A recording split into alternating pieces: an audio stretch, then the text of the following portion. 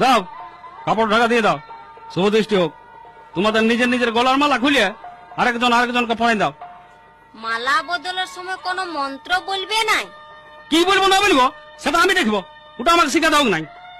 ও হইলা তারা নলদময়ন্তী যস্য যস্য, নলদময়ন্তী যস্য যস্য, নলদময়ন্তী যস্য যস্য।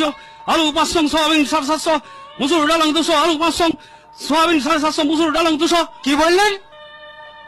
কিছু না। যা সালা, আচ্ছা ফের হইল তো।